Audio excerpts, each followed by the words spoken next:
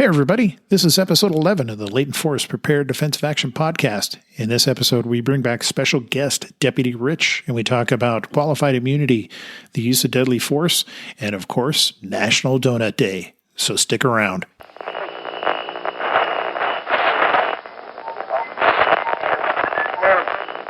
Three, two, one.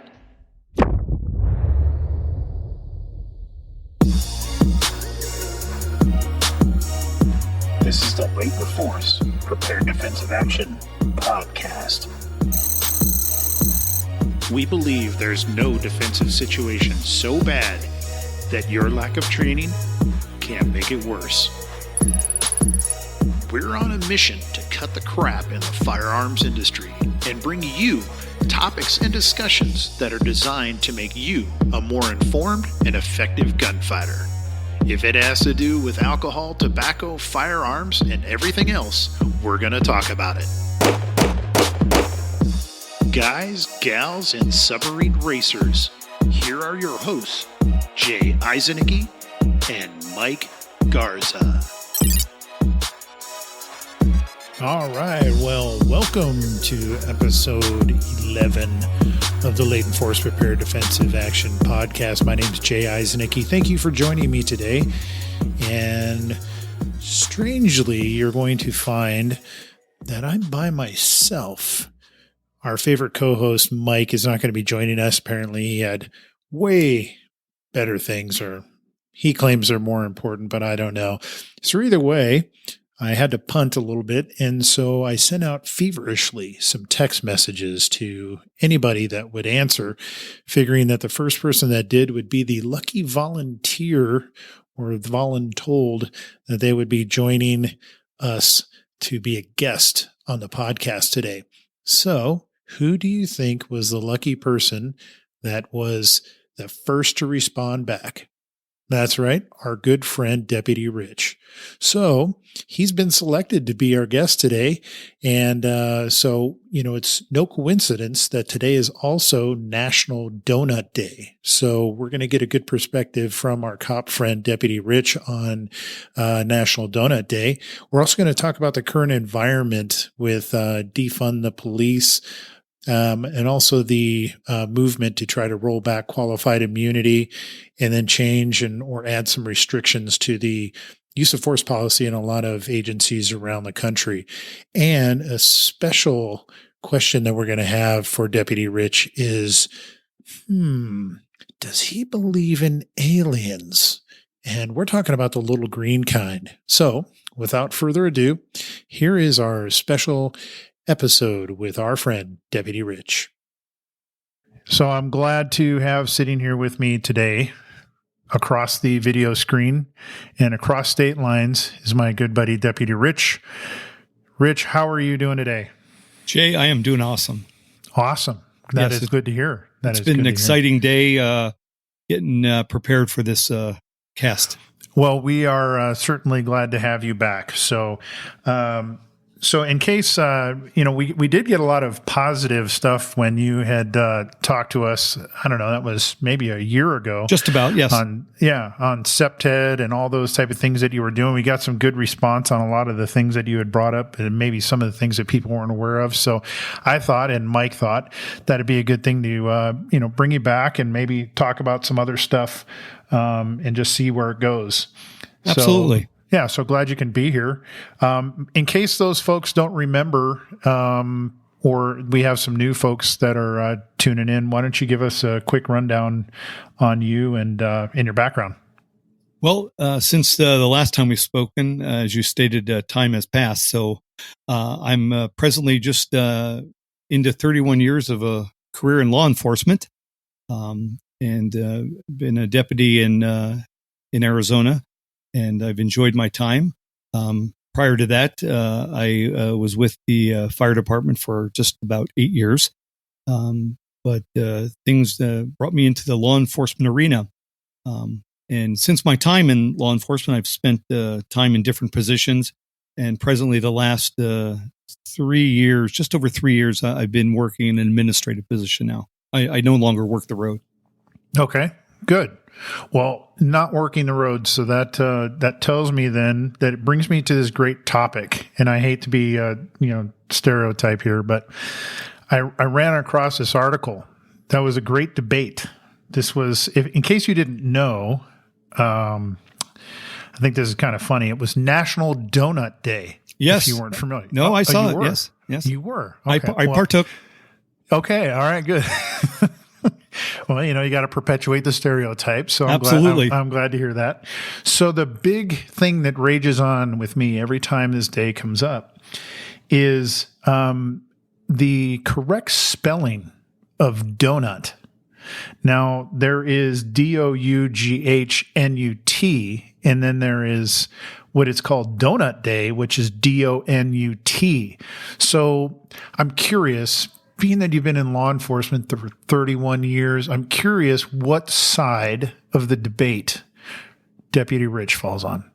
I have to be quite honest with you. As you bring that to my attention, that I am familiar that there are two different spellings, the mind sometimes plays tricks on you, and I can't tell you which spelling that I have seen the most, but I have seen both. And it never dawned on me until you just brought it up to me that there are two different spellings. Well, that's what I'm here to do, is try to expand people's minds and start thinking about stuff. So I'm going to help everybody here. Is that the old Oxford English Dictionary in 1782 was the first time that donut was ever seen. So how do you think it was spelled? I'm going to go with the Dough. Ding, ding, ding. You are correct. So, and that is how it was first appeared, was dough, as in dough, in nut. So it wasn't until the early 1800s that the word donut, in the way that everybody else thinks of it, shows up. So anyway. I'm going to tell you, that's going to make me, every time I drive down the road now and I pass a shop that makes these round things with the holes in the middle of it, I'm going to read the signs and see how is it spelled. See, there you go.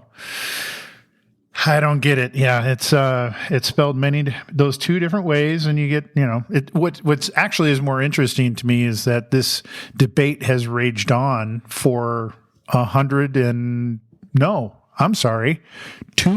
years, 220 years. The debate rages on. Who would have thought that in 1800 we'd still be talking about this stupid crap? So, anyways, I just thought I'd share that. I thought it was interesting. It was fitting for the time. So I'd be interested to see if anybody has any, comments, whatever. You can shoot us an email at podcast@laytonforce.com. Let us know what your preferences are. You can throw them in the comments of this podcast and say, hey, the rest of us are wrong if we spell it with dough or donut, however you do it. But it'd be interesting to see. I would love to see some sort of, a bunch of people respond so we can get an idea of where the world is leaning in 2021. It would be interesting to see who has taken which side, or how many have taken each side. Yes. I mean, either way, I'm pretty sure they taste the same, but, it doesn't matter. All right. Well, so much for donuts, but thought it was a good segue. So I have an interesting story here that I thought, I know this one will probably be something that you might be interested in. So it came across today. Just today and it's funny in a sad way, but it is, it's bizarre and it raises an eyebrow. So, it came across the news line today that an Arizona journalist, was found today, in Hoover, Alabama, that he had passed away and had committed an apparent suicide. And his name was Christopher Sign. Are you familiar with Christopher Sign? I am not. Okay, so Christopher Sign was a journalist in Phoenix who broke the story about Bill Clinton meeting with Loretta Lynch on the tarmac in Arizona when Hillary Clinton was running for president. And I do remember that story, and I remember those events. Yes. So just today, he was found in his home dead of what they're ruling as an apparent suicide. Very interesting. And I know that I as soon as I saw that story, you just know, and it's a terrible thing because he does have he's 45, has a couple of kids and a wife and all that stuff. And he also wrote a book about this whole thing, which I think was called The Secret on the Tarmac. And he wrote a book. And the interesting thing that I saw about this, trying to scroll to the part, was that while he said here,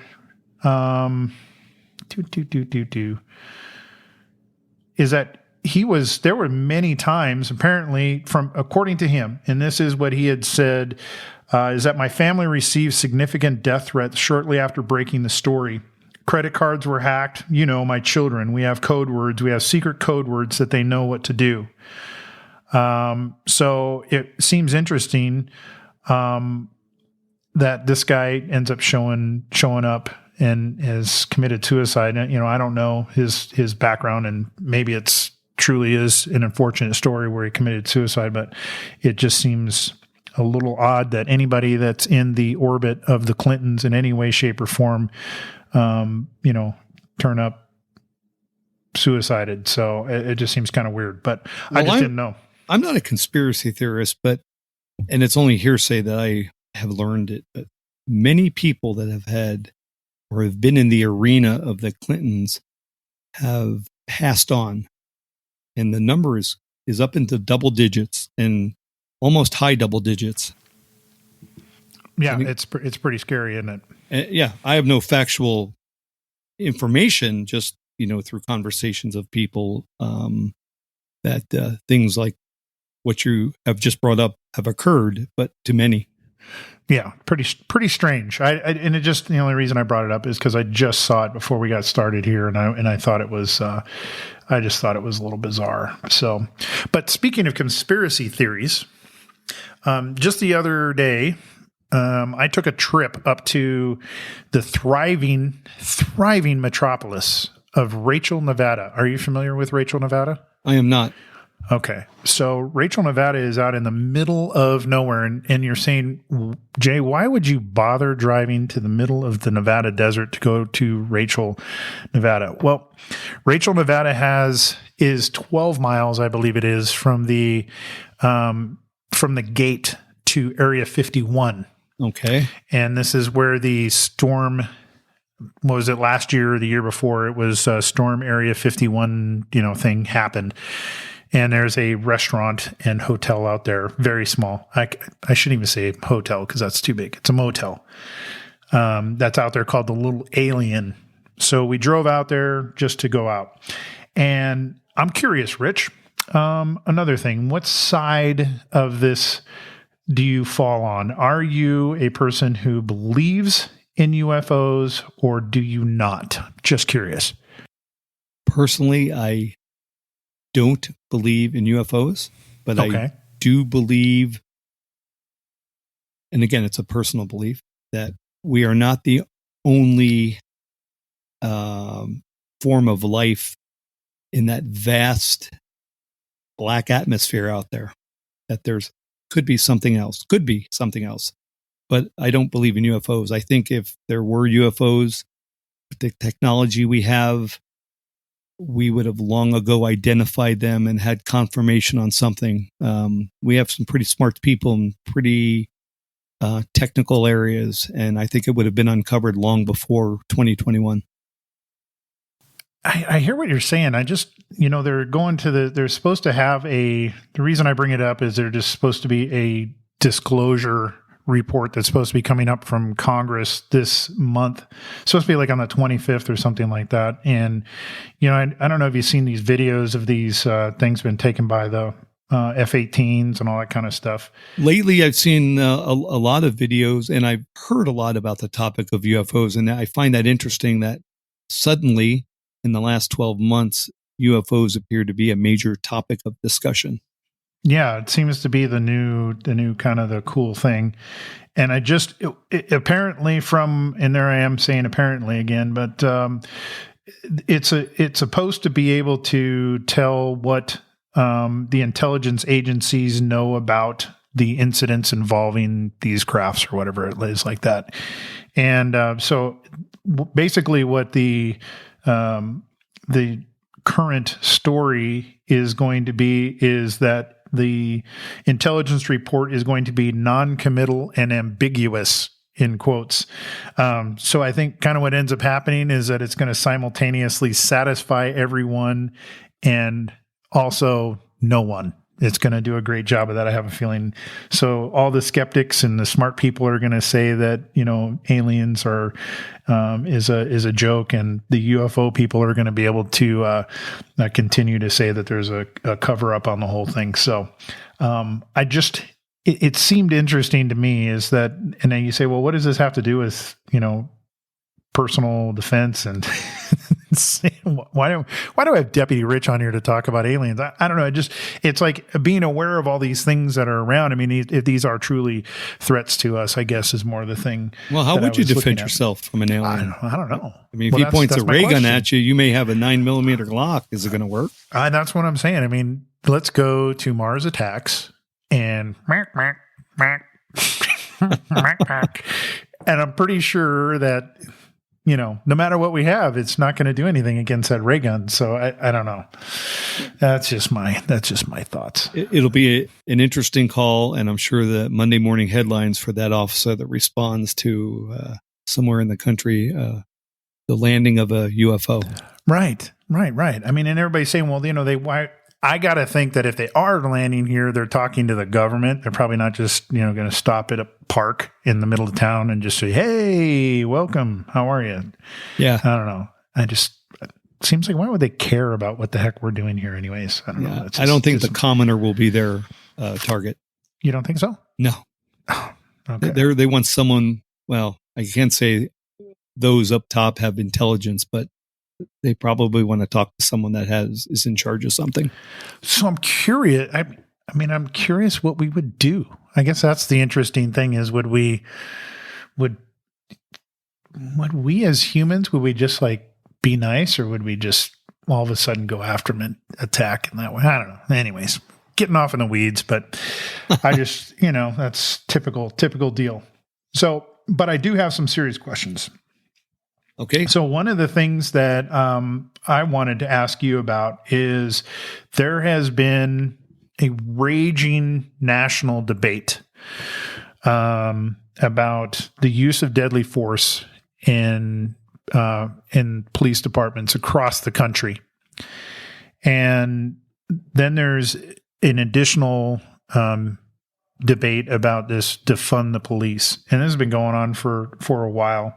Yes, it has. And to me, it seems like,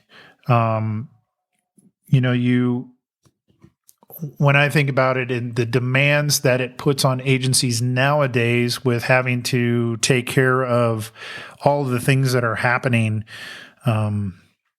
with these riots, I shouldn't say just all riots, because it isn't riots everywhere, but the disruption of services, people in the streets, blocking traffic.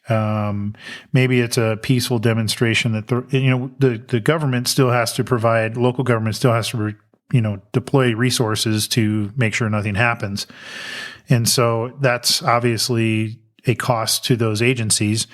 And so you're paying overtime. You're paying these guys to be out there longer, and I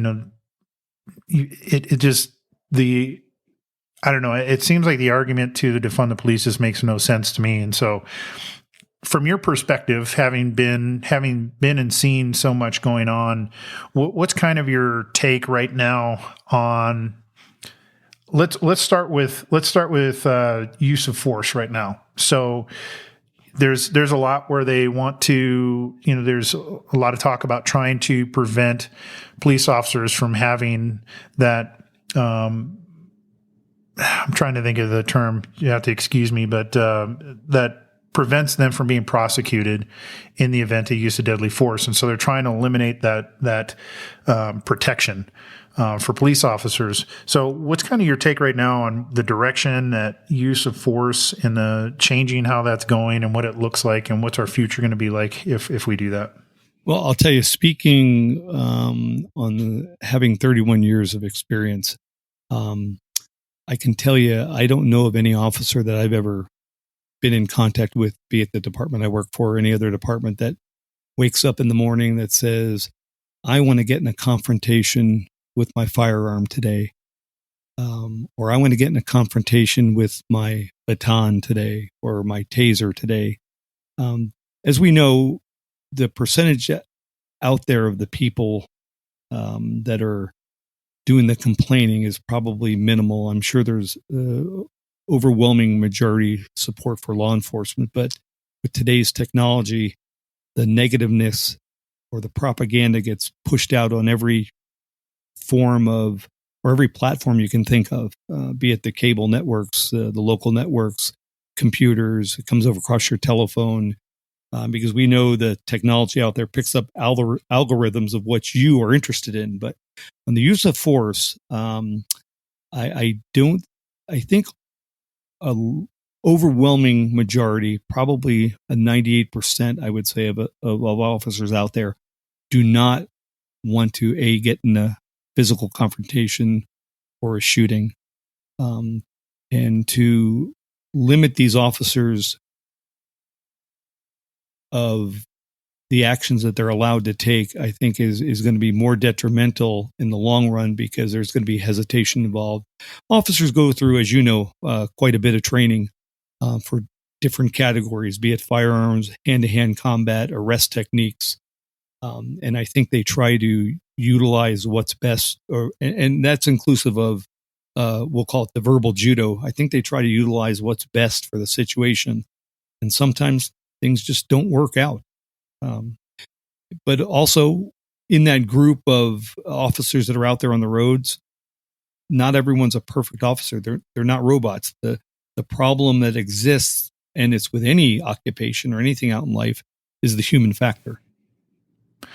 Right. And I think a lot of it is on top of that, it's real. The debate is real easy I guess the debate is easy to get into, but hard to settle, is because I don't think there's any way to truly, we talked about this in a previous podcast, is how do you even define what force is? I mean, that's the whole thing, is not everybody agrees universally what force is. I mean, I think that the basic understanding of what it is that it's just whatever is necessary to get somebody that is not complying to comply. And that's the whole part of it, right? Is you're trying to, and force doesn't necessarily, when you look at it, and we're just saying we're trying to get people that don't comply to comply.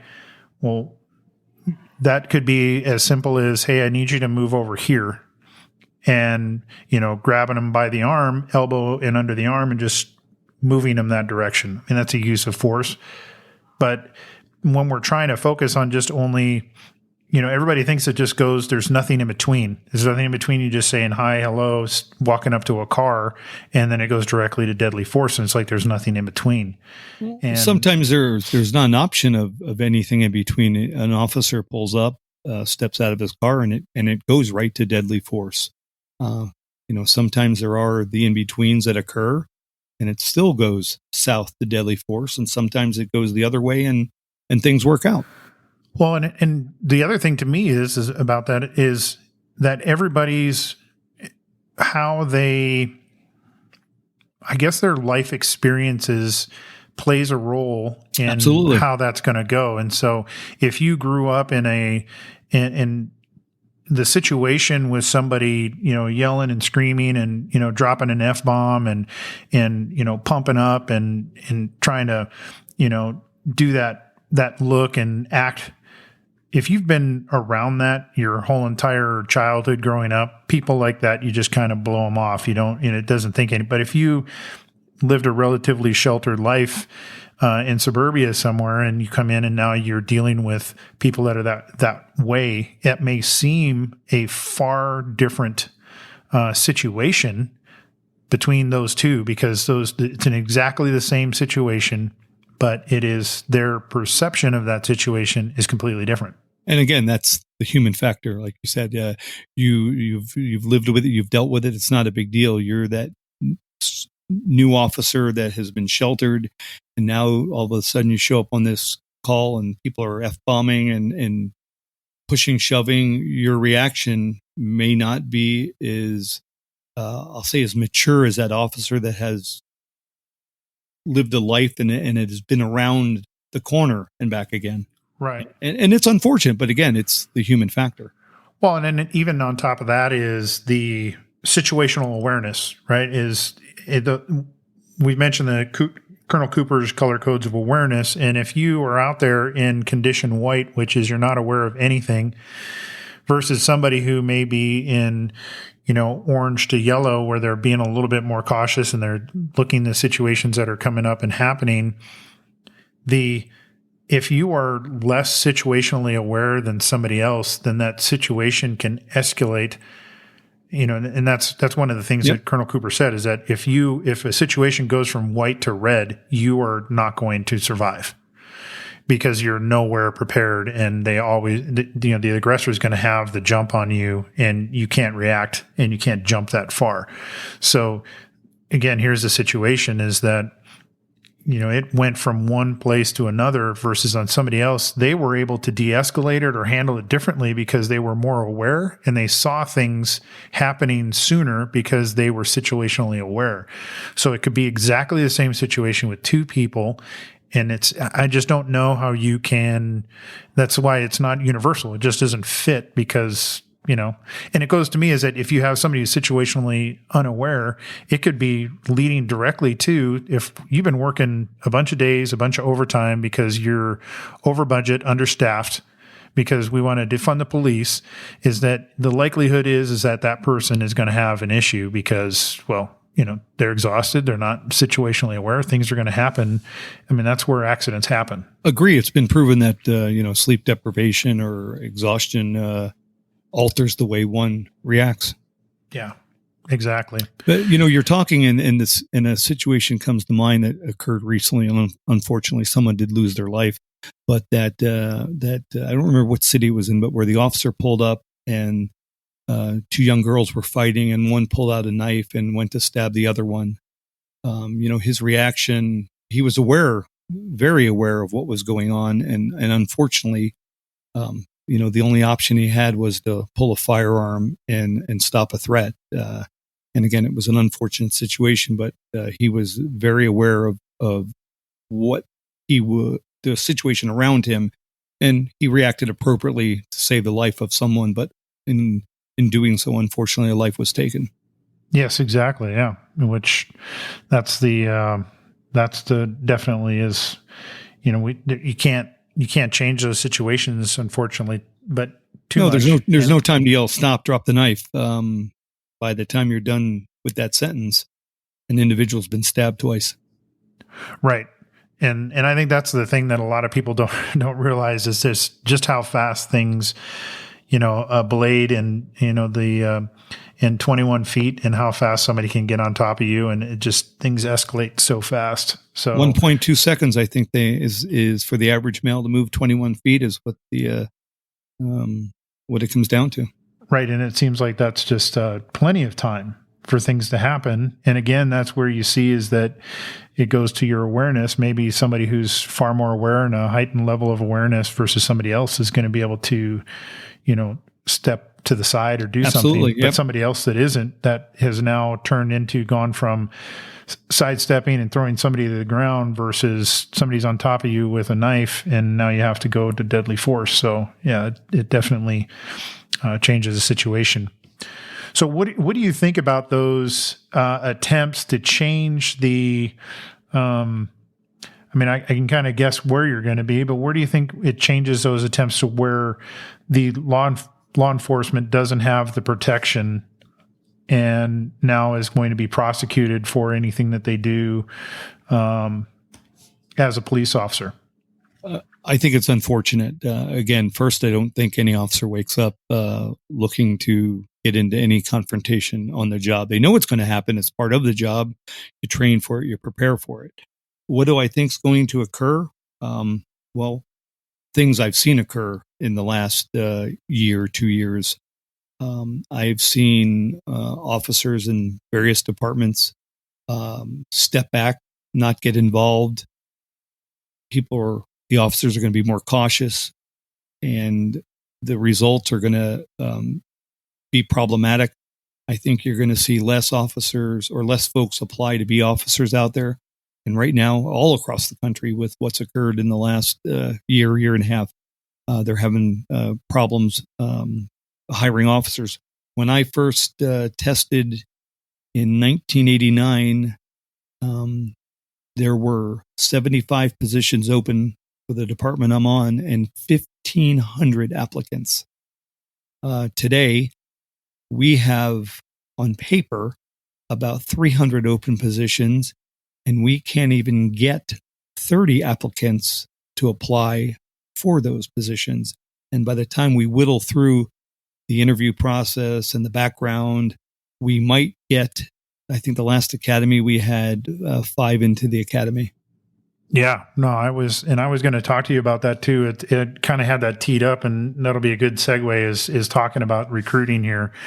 So the term that I was looking for, is, as you were speaking, I was feverishly trying to refresh my memory, is qualified immunity. That's Correct. The term that I was looking for. And so basically qualified immunity, if you're not familiar with it, is it balances two important interests: the need to hold public officials accountable when they exercise power irresponsibly, and the need to shield officials from harassment, distraction, and liability when they perform their duties reasonably.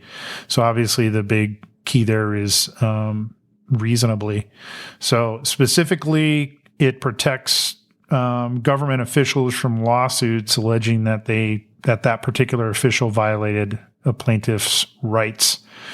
And so, again, are there officers that overstep their boundary? Well, there are. It's the human factor. Just like there's waitresses that get upset delivering to the table. There's sales clerks at grocery stores that have issues.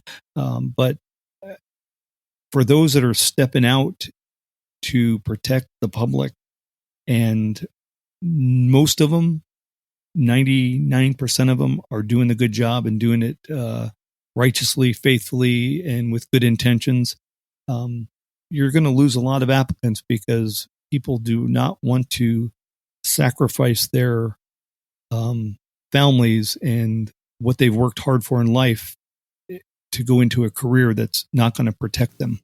Right.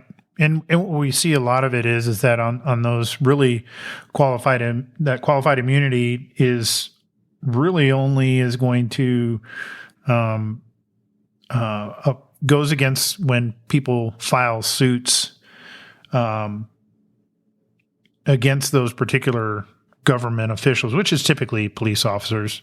Correct. And it's not anything that's going to be sued against the government for damages that's caused in that situation. So it's just, I don't know. It seems to me a dangerous way. I understand what the thought process is, obviously, is that I don't think people walk around thinking that they have, immunity and they can do whatever they want. I mean, obviously there's still officers that when they do step outside of policy, I mean, that's why they have every year you're having training on what policy is and what Correct. has changed, refreshers, is because if you step outside of that policy, ignorance is not an excuse. And, that's why you have to go to the training. You have to sign that you took that training, that you were there. You understand what the organization's policy is, what the government's policy is on use of force.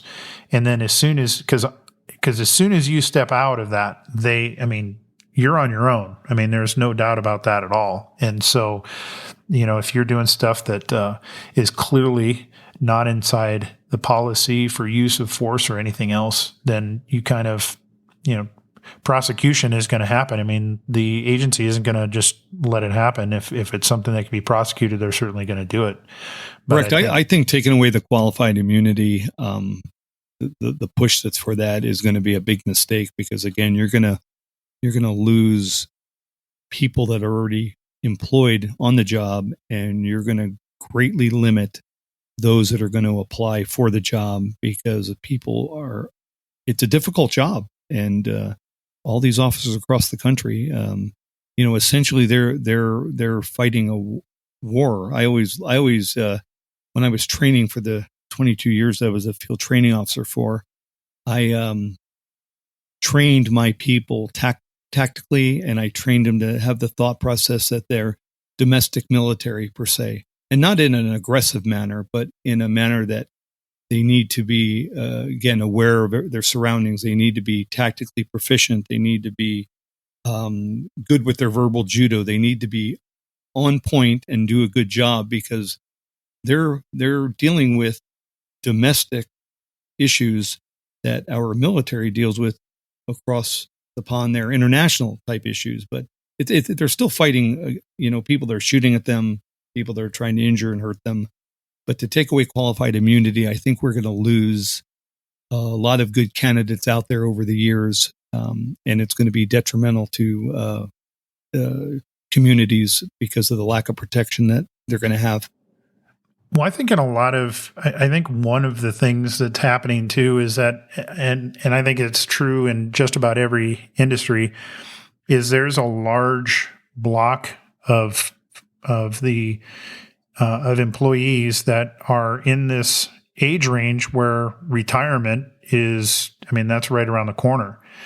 And I think, all businesses face losing all of that experience and knowledge in people, whether it's in, one of the industries where, people need, if a person came in with skills right now, they could name a price any town they went to as if they were a technician. Working on equipment or cars or anything like that. If you have that skill, everybody's looking for somebody to be able to do that. And there's people retiring all over the place. That's, everybody has to deal with trying to backfill that. And then you add to it is the COVID situation where then, nothing's happening. And so there's no revenue coming in. So people don't want to bring new people on. And there was this big, long period of time, 18 months, however long it was, where they weren't bringing new people in. Correct. So they had more people now leaving with nobody coming in. And so now the void is that gap is getting even larger. And then you add things like the current environment for, police officers is now they're talking about, there's eliminating qualified immunity. And then you see the increase in violence against police officers. Why would anybody, you just look at it, that's obviously recruiting is going to be very difficult. And so I was looking at a quick story that came from the Washington Times, is they happen to mention that recruiting struggles coupled with surge in retirements has made it to where they're in crisis mode.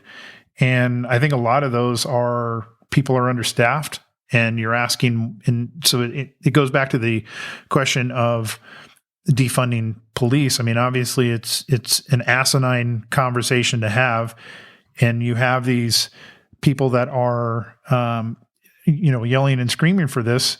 And sometimes I just wonder if they have actual jobs or experience where they've used a calculator, balanced a checkbook. I just don't get, because I don't think they have jobs. I don't understand.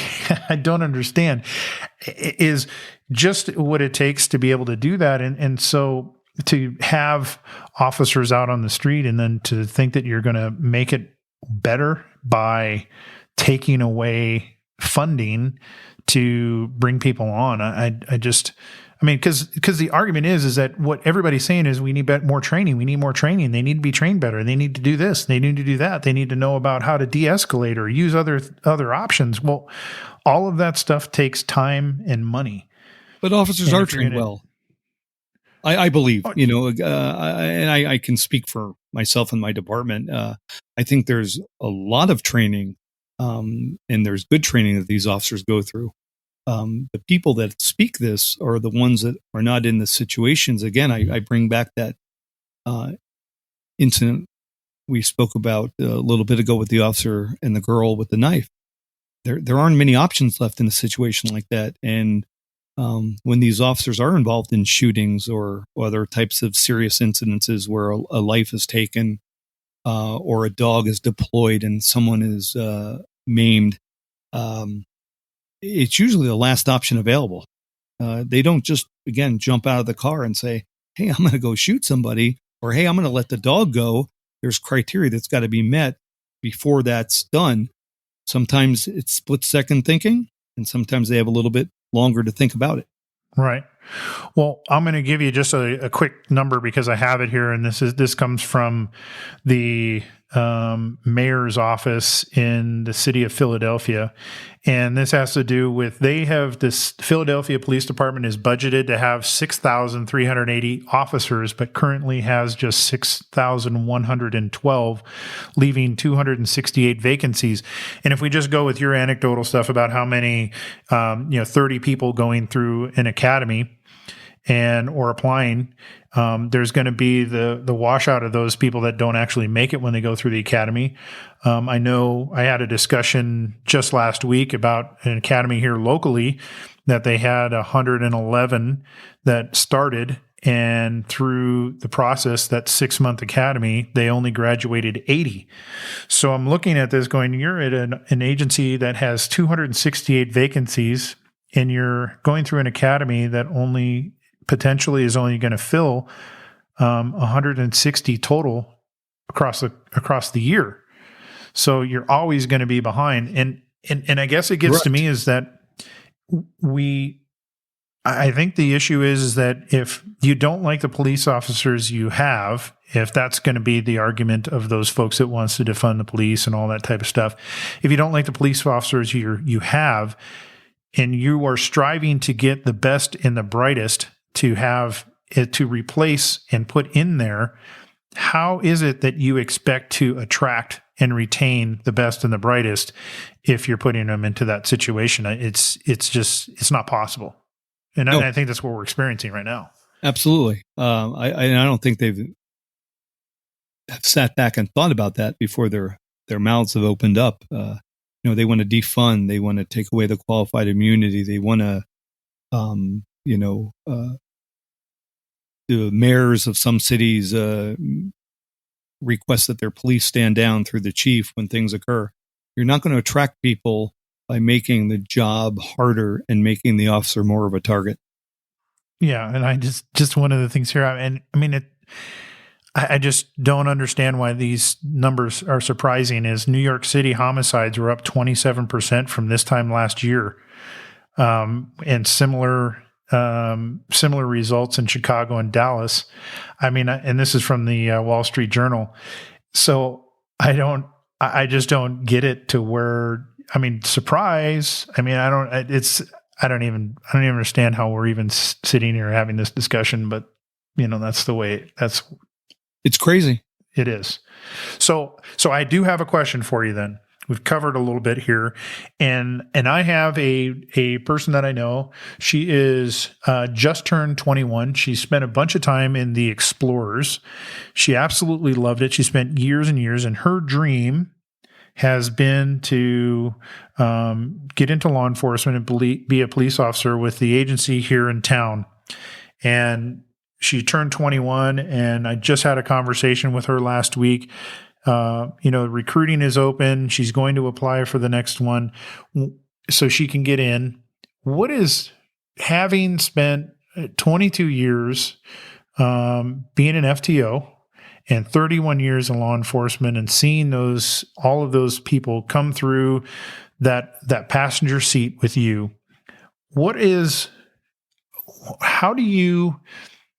two things.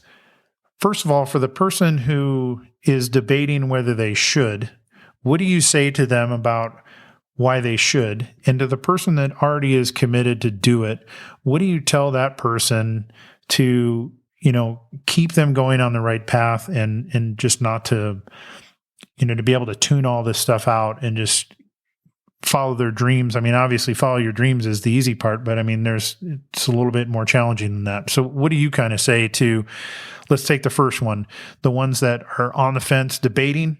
What do you say to those? Well, first I want to say thank you to the young lady for wanting to apply for such a noble occupation. Is it easy? No, it's not easy. It's tough out there nowadays. And it takes a special person, first off, to even want to apply to be a police officer, a firefighter, a trauma nurse. It takes people that care and have an amazing personality and are amazing people themselves, because it's always been a very difficult job. But the last year or 2 years, it's gotten more difficult. And is it going to be easier in the immediate future? Absolutely not. I wouldn't listen to all the rhetoric and negativity from the avenues of media out there again, because most of that, I think there was a term out there once laid on the line called fake news. I think a lot of that's negativity by the 1%ers that are not, they're just not in tune with life. So I would tell anybody to, push forward, learn about the occupation you're getting into as far as the police work, like the fire department. Go out and do a ride along, understand what the job really entails, and do the things that you're exposed to, and to make yourself better for the academy, because you'll get an insight on what's required. And it's just like any other process. You need to educate yourself about it and do that. And then you'll be better in the academy. So with her being that she knows exactly what she's expecting, what there's going to be, and has been working in the Explorer program with this agency. So she knows. So what's kind of the thing that you would, say to somebody in that situation to, obviously she's highly motivated to do it. And to me is that she has a great personality for this job. I think she's going to do fantastic. Can't speak highly enough about her, but I'm just curious, what would be the things that she may not know, that that you've seen over your 22 years being an FTO, because you saw those people that came fresh out of the academy and got out onto the street to go on patrol. So what are some of those things that you would say, hey, keep an eye out for this, do this, don't do that? Well, first off, understand that it is going to change you as a person when you get into law enforcement. That's just fact. You're going to be more hyper aware of surroundings you're in. You're going to change the way you go into a restaurant, where you sit. And your family and friends aren't going to understand some of the change because they haven't been through the training that you've been through. And then as time goes on and you get that experience on the street, they don't see those things every day. Yeah, they see TV stuff, but it's so different than real life stuff. And so you need to be fit, and I mean mentally fit and physically fit. You need to have good mental wellness, be prepared for the fact that whether you like it or not, you're going to change. I changed. I said, no, I'm not going to ever change. I changed. Be aware that, the job requires good physical fitness. People make it through the academy. They prepare for the academy. And then as time goes on, they eat more donuts, and they don't keep up with their academy level of fitness. And they lose sight of really where they should be on, no pun intended, but on the scale. They just, you need to maintain and be aware that there's going to be change in your life, and be prepared for the mental challenges you're going to face and the physical challenges you're going to face. For sure. Yeah. And it is interesting is that, that's why, it's kind of weird.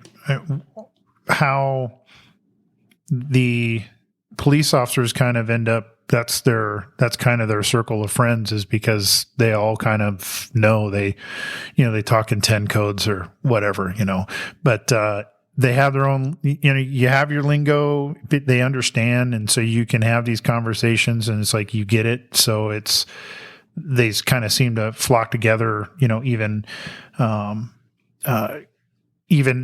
off duty. And I think it is true to your point is that you are a different person. And I remember having the first time that I had gone through my background investigation and had the officer come and sit at the kitchen table with my wife and I remember him telling me the same thing and saying, making sure that, both of us were prepared for that situation. And I think that that's what sometimes people don't realize. It doesn't make it bad.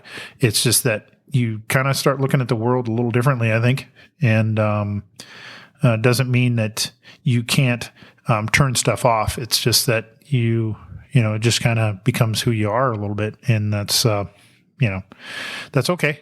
Well, you become hyper sensitive, hyper alert. You've learned things, you've been trained, and the average individual walking around doesn't pick up on the body movements of someone and doesn't question those things. But you, after having been trained and running into these real life circumstances, as the days go on, you become more and more aware, sensitive, and change keeps occurring.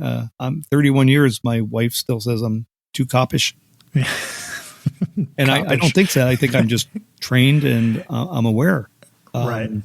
And you learn to listen to how people talk, and you start picking out like, well, that doesn't sound right. This story isn't real. When someone's coming to knock at your door, it's like, this guy's scouting the neighborhood. He's not trying to sell magazines. Exactly. It was funny. I remember a funny story because I had, I walked downstairs. We had some stuff going on. There was a guy down the street who was, had some mental issues, and the police were there, and they had to always be there when the paramedics came to take this guy off, and they couldn't get him into a mental hospital, but he was always, and which was an unfortunate situation, but he lived on our street. And the first time, I didn't know when I first lived there, I didn't know I didn't know the circumstances behind the guy. I just know that there are a bunch of cops out in front of my house at 2:00 in the morning, and there's ambulances out. And so, I walked up to the guy that was standing on the corner, and which he didn't even see me coming. And I stood next to him for a second, and I said, "So is this guy 918 or what?" And he just kind of shocked looks at me and go, "Well, yeah, as a matter of fact, he is. It happens every day." And so it's like anybody else standing next to us would have had no idea what any of that means. But correct. Well, you probably put him at ease, and then right. So then we started talking about where he had shit on his belt, and I'm like, why do you have your baton right behind the butt of your pistol? No, and it's like we just started having these conversations. But yeah, for everybody that doesn't know what 918 is that's somebody's crazy. So so that's that was just a funny story. But like I said, you just talk in code and nobody else knows what's going on. But yeah.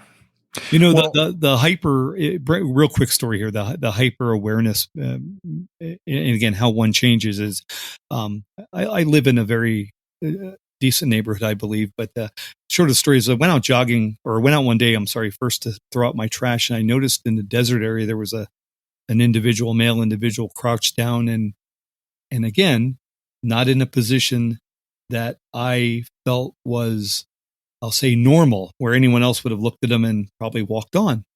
So I went back in the house real quick because I didn't have shoes on. I put on some tennis shoes. I was in shorts already and a t-shirt, and I ran around the cul-de-sac a little bit so you couldn't tell what direction I was coming from. And I went jogging down the path and in close proximity of him because, again, the position that he was sitting in was just not normal looking to me. And what did I find he was doing? He was shooting heroin in the desert there. Oh, nice. So the short of the story is there was a thorn in the neighborhood, and that thorn has since been eliminated and is behind bars. Well, that.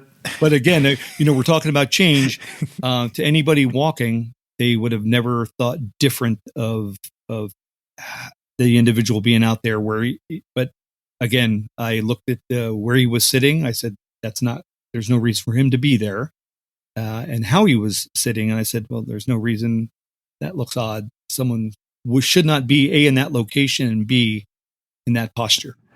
Well, it's funny that you mentioned that, because I had a guy. We had just moved into our new house here, and so this was almost 3 years ago, and this guy was driving around the neighborhood. It was like 6:15 in the morning. I was getting ready to go in, and this guy's driving around real slow, and he stops in front of everybody's house, and then he goes to the next one. He stops, and he goes, and I'm like, what the hell is this guy doing? So I get in my truck, and I'm driving around, and he had gone past my house and gone around a corner. So I just sped up, and I'm going to, I just, spidey senses, right? Something just isn't right. So I drive around, and the guys on the side of the stopped, and I just kind of pull up next to him enough to where the nose of my truck was just in front of his a little bit, but I could still talk to him through my window just so he wouldn't go anywhere. And I said, hey, can I help you? Are you lost? Are you looking for something? And he's like, and he was not expecting me to come up to him and talk to him. And he looks at me, and he's like, no. And I said, well, it's 6:15 in the morning. I'm just curious why you're driving around looking at everybody's house and just creeping through the neighborhood. And he got super defensive. He's like, I'm not creeping. And I said, well, you're driving slow. That looks creeping to me.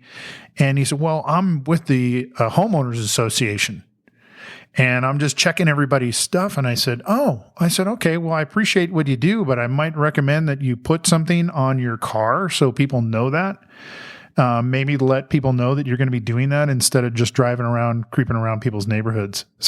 But that's just the stuff that you have to do. I knew exactly what he looked like. I knew what kind of car he was driving. He was an old guy. I felt a little bit bad, but still, this just the stuff you have to do in your neighborhood, in your area is, that should be stuff that just peaks, and you got to do something about it. And I don't think it's a training thing. Maybe it is, but no, I'm going to say those actions were taken based upon your past experiences and training. I don't think the average individual would have probably stopped and confronted and even said anything. Well, I'm known for that. So, whatever. Very outspoken. Oh my gosh. Well, and no offense to anybody that likes donuts, by the way, and eating more donuts and not exercising, to each his own. So hopefully they have a good metabolism. Yeah, right. I mean, donuts are great. Very good. I love donuts. It's just, anyways. Well, we have covered a tremendous amount of territory, Rich. It's been really good. I'm interested to see what everybody has to say about donuts versus donuts. I'm interested to see if there's a thumbs up, thumbs down on aliens. And then also anybody's opinion on, I imagine there's probably plenty of opinions out there on defund the police and all that kind of stuff, and qualified immunity and all that type of stuff. But I'm just curious where everybody kind of stands with that, and good opportunity to put your stuff in the comments. Shoot us an email at podcast@latentforce.com, and happy to read any of those things, and maybe it creates a next episode and we can cover some of that stuff. But Rich, it has been awesome. I appreciate you spending almost an hour with us today and talking about whatever it is that just came up. So, well, it's been fun, Jay. I have missed the opportunity to spend time with you and Mike, who unfortunately is not with us today. He's probably sleeping, but I'm looking forward for sure to be back in Nevada in 2022 January. Oh yes, SHOT Show right around the corner for sure. Yeah, hopefully that doesn't change. But yeah, and we'll look forward to, I'm sure we will have plenty of opportunities. You come back and share some more stories with us, and some of the stuff that over a great career that you've had to share with the listeners here. Jay, I look forward, and I want to thank you for the time, and I'll leave on a note telling everyone, don't feel bad if your wives profoundly say you're hyper aware of everything around you. I think it's a good thing. Just know how to control yourself and how to approach situations so it doesn't turn negative. And that's a great point, Rich, and I really appreciate you sharing that. And I think on that note, that's probably going to be a good place to call this an episode. Thank you for everybody out there that took the time to listen to this episode. Special thanks for Deputy Rich for being here. And we will catch you guys on the next one. And that'll be a wrap for this episode of the Layton Forest Prepared Defensive Action Podcast. Be sure to give us a follow on Facebook, Instagram, Twitter, and YouTube, or visit our website, www.laytonforest.com, so you can get all the latest info from Layton Forest. If you have any comments or questions on this episode, or if you have a suggestion for a future show, you can reach us by shooting an email to podcasts@laytonforest.com. On behalf of Mike Garza and myself, thank you for joining us. Be safe, and as always, stay in the fight. Peace out.